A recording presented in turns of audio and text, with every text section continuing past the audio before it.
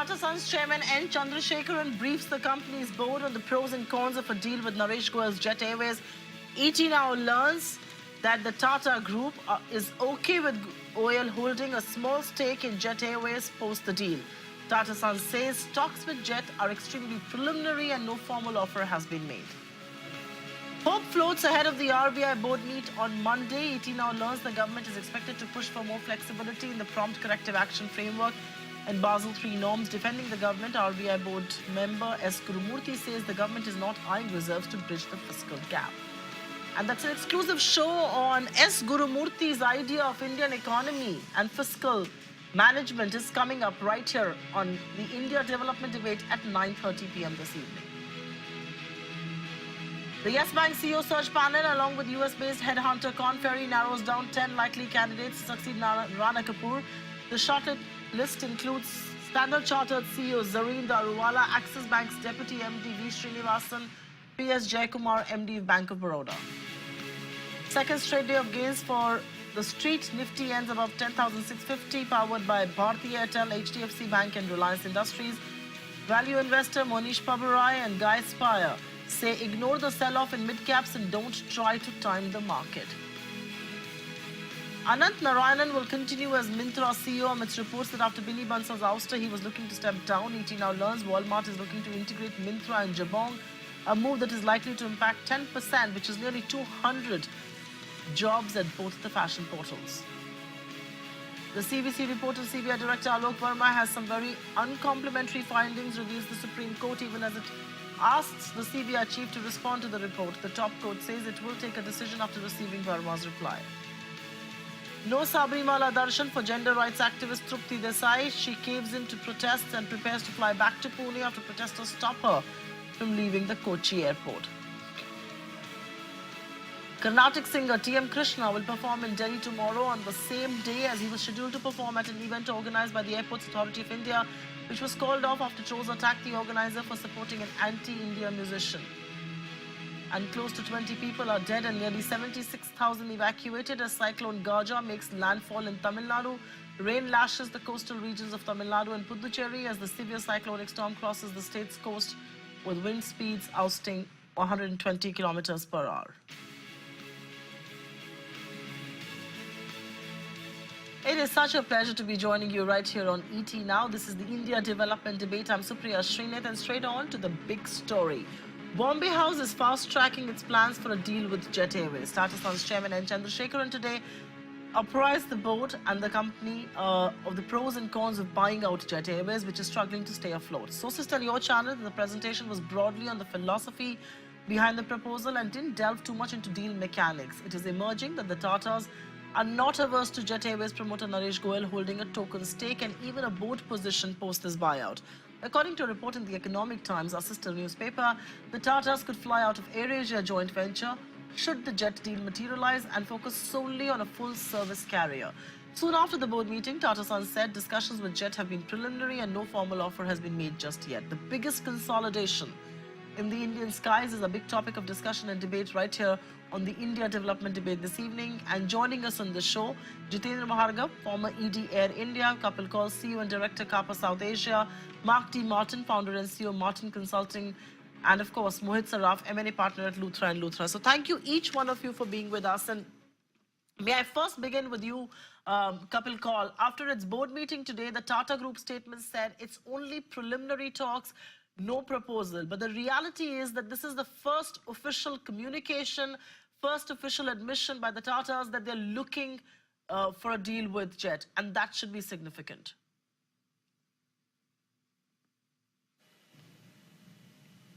Well, I don't think there is anything surprising in what the chairman have said, that there is an interest, and the interest is preliminary, because till they reach some structure with respect to the deal and the offer that they're trying to make, I think it will always be preliminary till there is a concrete next steps can be taken by Tata Sons. This is a complex deal, to be frank with you. The industry is complex, external environment is complex. And Jet, to be frank with you, currently, even though I believe that it has an excellent brand, it has possibly the best soft assets in terms of people, it's a great franchise, external management capabilities, but it's in a very complex and critical situation right now, as is the industry.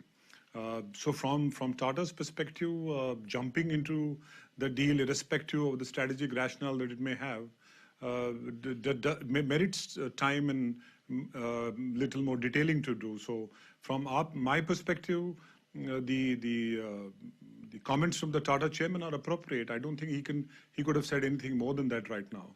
I would like to reiterate that in spite of the fact that there is a strategic rationale, the structuring of the deal and the complexities involved in it necessarily requires it to get deeper into it and understand what you're getting into it. Is it investable? What is the cost of turnaround? What are the how is the external environment going to behave in the next 2-3 years? There's so many issues, and more important, does the consolidation actually help them to generate a profitable entity when they combine it? So there are many issues to deal with it. But yes, okay, Kapil, give me a minute now. They're formally accepted that there are Kapil, give me a minute. Let me just come in there. Okay. Okay, Kapil, give me a minute there. Let me come in there. And Mohit Saraf, you the deal maker in many ways, more than one on this show. No proposal yet. They're only preliminary talks is the statement. I agree with Kapil that, nothing surprising that they've said so, but this is going to be a fairly complex deal that will perhaps be inked. But why is this deal lacking pace? Is this merely a tough bargaining, negotiating tool? Now, given the jet share price reaction that one saw, from the Tata's group point of view and with their best interest, is it only fair that the deal happens over a period of time so that the irrational exuberance one is seeing right now kind of wanes off?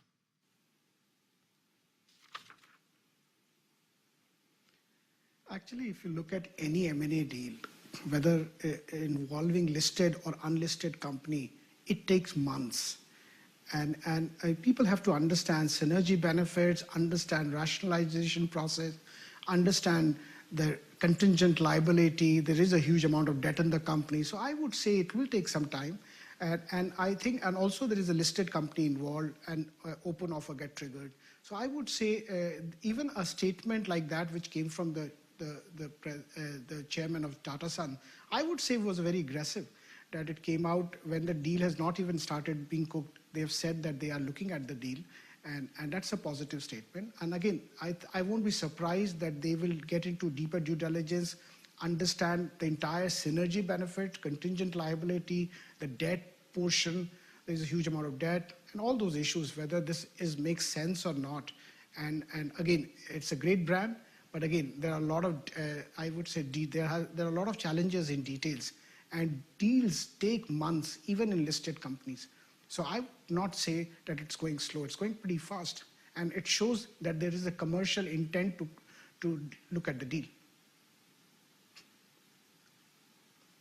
No, fair point indeed. Martin, if I may come to you, but as far as this marriage is concerned, there seem to be way too many characters in there. There's, of course, Naresh Goyal, there is Tata Sons, there is Singapore Airlines, there's Etihad, maybe Delta. I mean, with so many players in there, can they all play party pooper? Can too many cooks spoil this broth?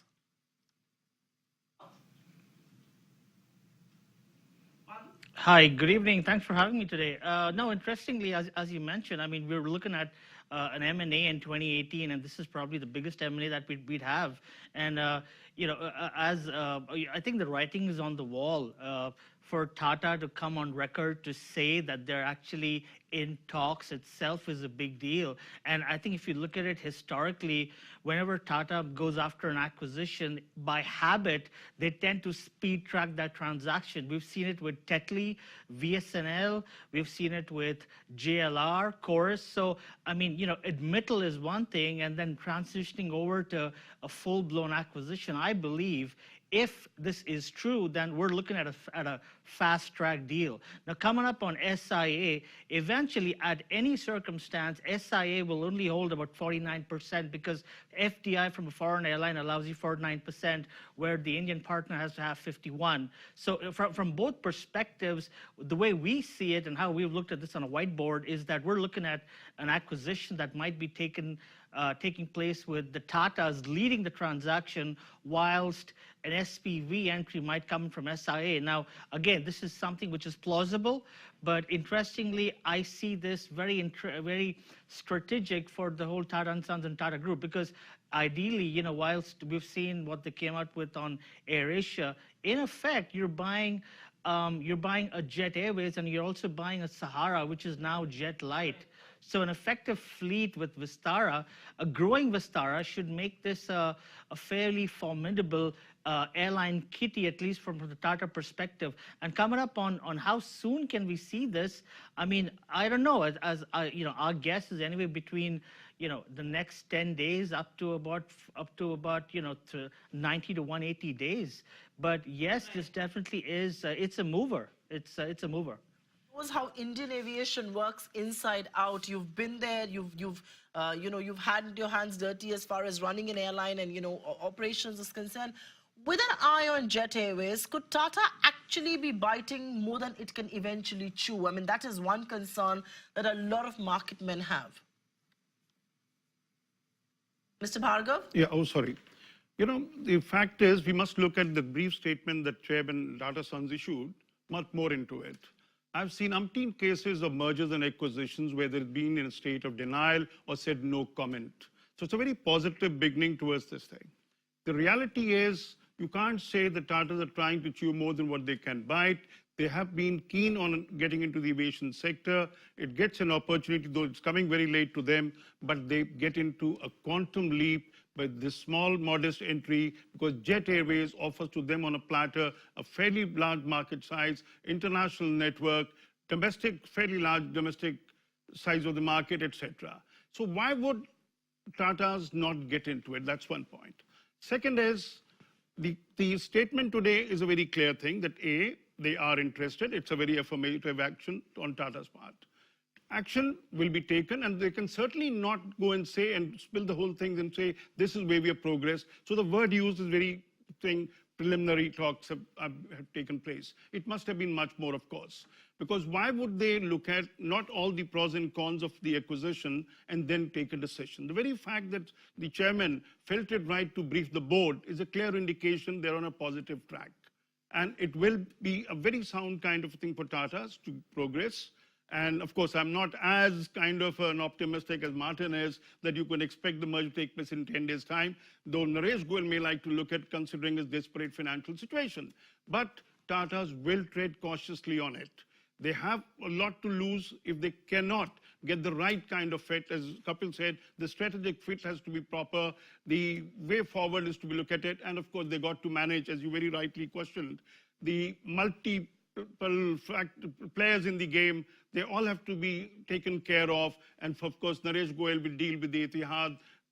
Tata will have to deal with Singapore Airlines, Asia, and of course, what to do with Vistara, etc. One, of course, as it's being speculated, merging Vistara into Jet Airways. Question is, Vistara has been created as a good brand. What are they going to do with it? All these kind of things will have to be looked at, and they will do it. Tatas have the requisite management competence to look at it and arrive at a decision. Fair point. Okay, Kapil, I'll come to you and talk to you about some specific issues. My own sense is that Tatas are looking at this. Of course, one of the reasons why they're looking at this purely is from increasing market share point of view. And if you actually look at AirAsia is also a part of the stable, and that's a separate discussion whether they will fly off AirAsia or not, which we'll do in just a bit. But if you look at AirAsia as a part of the stable, if this deal were to go through, they will have a market share of nearly 23%. If this were to happen, does pricing power come back to operators then? Does pricing power come back to Tata Group?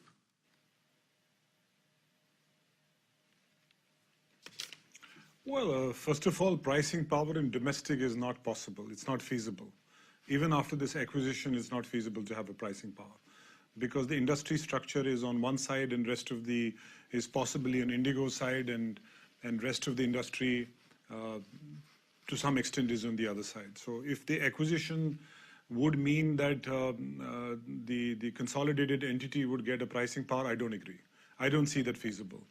One has to be also cognizant of the fact the kind of capacities that Indigo, Spice, and Go is bringing. And that's once in a generation kind of an expansion. Indigo could possibly be in 2 years looking at a fleet of 340, 350 aircraft. Spice has a massive aggressive plan. So I think if the rationale of the deal is to bring a pricing power in the domestic market, I don't agree with that. I don't think that's going to happen. The question is that there are three full-service airlines, and we don't, from long, we believe that there is no market for three full-service airlines. Even when Kingfisher was there, our view was that the market is not big enough to hold three full-service having the same model. So rationalization was inevitable. What form and shape it takes, whether it happens or not, one doesn't really know. But if your question is that will it bring a pricing power, I don't agree. Pricing power is a determinant which is on the other side. That's not with the entity, even if they consolidate. So that's why I would say. But it's extremely important, primarily, to know that there's a lot of speculation and around what they're going to do on operational issues, whether they will take the assets, or my thing is too early to comment on that. The fact is that there are two clear points. Right. Tatas want to be in this business and become extremely relevant. Okay. Otherwise, I Kapil, don't know I'll what have sense to cut does it you make short to them. there. And this acquisition, earlier it was an Air India Kapil, I'll have to cut you short there.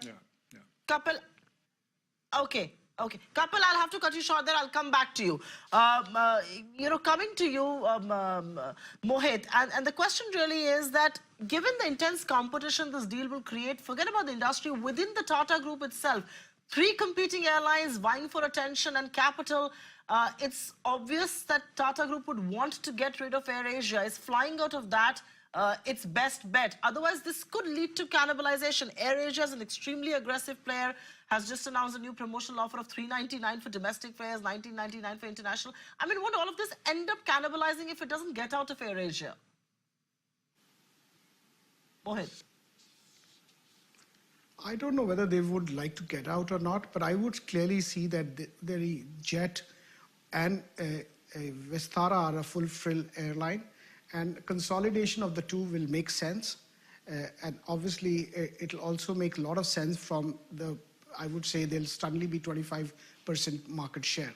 And therefore, they will be able to rationalize a lot of cost, improve operations and things like that. So it'll make a lot of sense to get to 25% of the market. And AirAsia is really a low-cost airline, and I don't know whether Tatas would like to be there or want to reduce their position. But again, these are issues which is of management to look at it and understand. But typically, I've not seen too many airlines, both in full frill and low cost. So maybe they have to look at these rationalization, or they can run, because I think India is going to be a big growth market, and they might just focus on full frill and low cost competing with Indigo and SpiceJet. So again, these are issues of business. They have to make sense. But I think what is important is, if you look at all projections, the market is going to grow significantly. And therefore, being a larger player makes a lot of sense. Together, they will be 27%. Internationally, they'll be the second largest. So it will make a lot of synergy benefits, pricing power, and also, I would say, options. And they can maybe rationalize cost, debt. All those issues will make tremendous sense for any M&A activity. And well, you basically control 1/4 of the market. So it's a big sense. And I think it'll be interesting. But again, there's a lot of detail. And I think any of these M&A deals, and particularly if a listed company is involved, whether you will merge into a listed company or you will acquire a listed company, make an open offer, there'll be change of management control. There are a lot of issues involved. So therefore, expecting a miracle to happen overnight. Mohit, give me a minute. I don't think there's a miracle that's going to happen overnight. But yeah, thanks for pointing that out. Mr. Bhargav, the Tata Group has not yet proved itself for running an efficient operator of airlines. I mean, yes, it ran an Air India, but those things were very different. There was no other operator then. Today, it's a very hyper-competitive market. It's a market that's dominated by non-Tata players. Is a deep pocket all that Tata brings to the table? Mr. Bhargav? The deep pocket, the other aspect is, let's not look at it. J.R.D. Tata himself admitted in 1991, and I'm quoting Ratan Tata at the Vistara launch party in Mumbai, where he said after J.R.D. came out of Narasimha Rao's office, and when he spoke about the opening of skies, etc., he said the times were different when we were running Air India. We'll have to get an international partner to give India a great airline. So it was the philosophy of J.R.D. Tata also in 1991, and that's many years ago. And the market has changed. But let's not forget, Vistara is a very high quality brand. The product quality is exceptionally good. One is very often reminded of the Air India of yesteryears. So with Singapore Airlines backing them and part of the whole consortium, you will see that they will be able to produce an excellent world-class airline. Jet Airways is in deep financial trouble. So once the financial worries are taken care of, you get on to a quality product. Let's not forget, Jet Airways 10 years ago was also rated as an exceptionally good product. So what are we looking for? Good management, good people with experience of the airline industry, which is provided by Singapore Airlines. So you have all the positives going. So it is not that Tatas do not have experience, etc. Right. What they need is how to guide and how to have a vision to run an efficient airline. And they have it. Fair point. But let me go across to Mark Martin. And Mark, the promise of geographical expansion that a jet brings to the table is perhaps going to be too difficult to look away or deny, because both Vistara and AirAsia, if you actually look at their geographical reach, largely cater to East Asia. It's jet that opens the, in many ways, the flyways, and with Etihad, of course, to the Western world. All right, absolutely. If you look at it historically, I mean, let's look at SIA per se. They've also looked at Southeast Asia, but the West has been a long-term obsession, and they obviously had strategic partners through Star Alliance and Lufthansa. Now, the interesting part about what the value that Jet gives them is their existing bilaterals, code shares, they fly through the Middle East and onward over to Europe and the US. It's almost like creating another Singapore Airlines, but nestled out of India and nestled in this core Middle East hotbed, And when I say Middle East hotbed, I'm talking about Middle East Airlines hotbed, because India is a workers' market for the Middle East. So that, to get into that opportunity itself is great revenue from a long-term perspective. And that's one thing we see this evolve into. I think that, we're looking at creation of we don't know what that end creation is, but if it does happen, we're looking at an airline evolve that's going to pretty much take on board and take on the Middle Eastern airlines to start with, get over to Europe and start flying onward to the US and possibly Latin America, and completely bring back the hub model which India lacks. And just a minute before I kind of close, the other part that I want to very quickly mention here is that the effective SIA brand itself is very synonymous in the region, and that brings up a lot of strategic uniqueness with what Jet Airways has and established in the past. So we are looking at if this does happen, it is going to be almost like a new avatar of an Air India back in the 60s and 70s, but possibly on the lines of a Lufthansa. Interesting perspective there, but just hold that thought, because I really want to broad base this debate in more ways than one. And Kapil, the price-conscious Indian airline space has been a graveyard for many, many promoters out there. Do you believe this kind of a consolidation that one is seeing, and this is not happening because it makes ample business sense for two entities, it's happening at this point in time and now because Jet is going to go under if there is no rescue line, and which is why Tata also finds it an interesting and perhaps a plausible buy. Does a situation like this warrant policy intervention? Not for this deal, and I disagree with reports out there which say that Airport Authority of India can, waive off its dues and public sector banks are going to take haircuts. It's going to lead to a lot of criticism. I don't think that's going to happen. But I'm really talking from a larger policy intervention and aviation point of view. Kapil. First of all, Supriya, I think to think that Jet is going to go under is possibly the flavor of the week or a day, and these discussions that it will go belly up. But I believe the promoter is extremely resilient. He has a good brand. It's a better buy than Air India. He still has some levers to manage even if this deal doesn't go through. Though obviously there is a concern, that the concern gets reflected every time you hear that vendors or lessors are looking at payment. So I don't completely agree that it's absolutely a dead end, number one. Second, as for the second question is concerned, my view would be that the Jet Airways primarily and the integration that you are looking at Jet, there are many contours to it. There will be many sort of layers to it before it happens. But I don't think from a Tata's perspective that they have to be getting into the deal. It must make sense, because even if the market is large, but it must make a financial sense. Investment must make a financial sense. The turnaround should be feasible. So they have to look at it whether the deal makes it fit, even though the rationale that India is going to be the biggest market is there, but ultimately it comes at a cost, and that has to be looked at from their side. From Jet's perspective, I, at this point of time, believe that we cannot rule out the fact that Mr. Goyal has reached a dead end. It's very complex and challenging for him. But I don't, at this point, believe that if the deal with Tata's doesn't have to go, that Jet will go and sort of, it will fold up. Though, to be honest with you, I must confess that as you see, the complexities are very large. Third thing, there is to be an issue of government intervention. Now, government intervention is not a bad thing. If government intervenes for Air India, I see no reason why government shouldn't intervene for any private sector.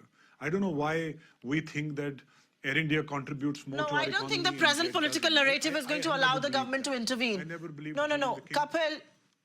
Right. No, Kapil, theoretically what you may say is right, and in principle what you may say is right. But I think, you know, from the present narrative point of view, to expect the government to intervene on the price of a private carrier, I don't think that's happening, and let's be realistic about this. But Mohit Saraf, is this also going to be a test case for consolidation in Indian aviation?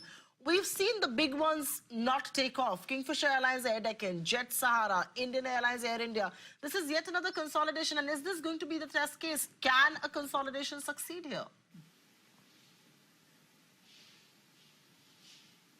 I think it can succeed. If you look at all past consolidation, really, the market was very different. The growth of the sector was nothing compared to what we are hearing the reports. And also the oil was on the different side. I think oil moved up from $50 to $150. And now all reports suggest that oil is not going to be that expensive. It may not fall tremendously. So I would say it's an interesting thing. If you look at the passenger growth traffic, which is very significant in the last 2-3 years, and I would say really India is at a cusp of a growth stage. So next 10-12 years are going to be a crazy for growth, and therefore for a very strong growth cycle for air traffic passengers, and that's very important. And I would say that's the reason why if India is looking at such a growth cycle, then there is a fit case for intervention. Right. I'm not saying that the government need to intervene at this stage, but I would say it's a very important stage that you cannot at this stage basically liquidate an airline which which runs almost 15% of the passenger traffic. Okay, I'm completely out of time here. I wish I would have got more comments on board. Mark Martin, Jiten Bhargav, Kapil Kola and Mohit Saraf, thank you very much for speaking to us, but we'll have to call it a show here because I've got another episode of the India Development Debate coming up right after. So thanks very much for being with us. This is going to be a test case as far as Indian aviation and the consolidation here is concerned. Wonder if this is going to make aviation companies step back, take note of where the sector is, and stop the crazy quest for market share. But thank you very much for being with us on this edition of the India Development Debate. Quick breather, come back with yet another edition. We're putting the spotlight on S. Gurumurthy.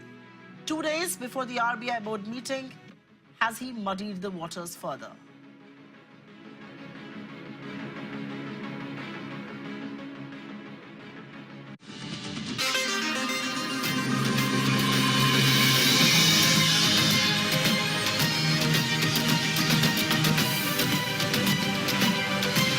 You are on top of the world with Times Network.